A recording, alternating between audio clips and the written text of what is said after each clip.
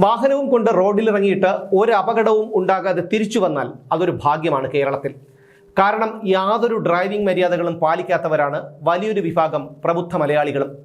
ഒരു കാര്യവുമില്ലെങ്കിലും ഡ്രൈവിംഗ് നിയമങ്ങൾ തെറ്റിക്കുന്നത് ചിലർക്ക് ഒഴിച്ചുകൂടാനാവാത്ത ഒരു സ്വഭാവ സവിശേഷതയാണ്. ഇനി നിങ്ങൾ കാണാൻ പോകുന്ന ദൃശ്യത്തിലുള്ളത് തിരുവനന്തപുരം മരുതൻകുഴിയിൽ നിന്നും ശാസ്തമംഗലത്തേക്ക് പോകുന്ന റോഡാണ്. രാവിലെ ഈ റോഡിൽ നല്ല തിരക്കാണ്. അങ്ങനെ 2 ദിവസം മുൻപ് നല്ല തിരക്കുള്ള സമയത്ത് വാഹനങ്ങളെല്ലാം ബ്ലോക്കിൽപ്പെട്ട് ഇഴഞ്ഞു നീങ്ങുമ്പോൾ ഇടതുവശത്തു കൂടി ഹോൺ നീട്ടിയടിച്ച് ഹെഡ്ലൈറ്റുകൾ ഇട്ട KL 16G 2732 രജിസ്ട്രേഷൻ നമ്പറുള്ള ഒരു ഓൾട്ടോ കാർ മറ്റു വാഹനങ്ങൾക്കിടയിൽ കൂടി മുന്നോട്ട് വരികയാണ്. ബ്ലോക്കിൽപ്പെട്ട് കിടക്കുന്ന വാഹനങ്ങൾക്ക് ഒന്നും ചെയ്യാൻ നിർവാഹമില്ല. പക്ഷേ ആ കാർ ഓടിച്ചിരുന്ന സ്ത്രീ യാതൊരു മര്യാദയുമില്ലാതെ ഹോൺ നീട്ടിയിടിക്കുകയും അപകടകരമായ തരത്തിൽ വാഹനം മുന്നോട്ടെടുക്കുകയുമാണ്. ബ്ലോക്കിൽപ്പെട്ട് കിടക്കുന്ന ഞങ്ങളും കരുതിയത് രോഗികളെ എങ്ങാനും കൊണ്ട് ആശുപത്രിയിലേക്ക് പോകുകയാണ് എന്നാണ്. ശ്രദ്ധിച്ചു നോക്കിയപ്പോൾ അങ്ങനെയല്ലെന്ന് മനസ്സിലായി.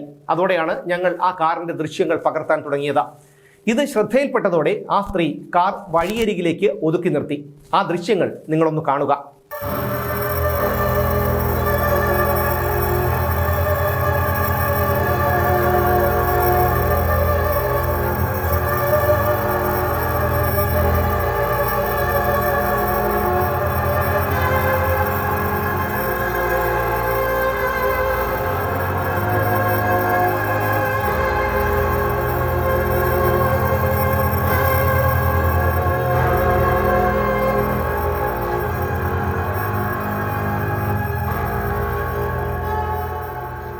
ഇങ്ങനെയാണ് മിക്ക മലയാളികളും.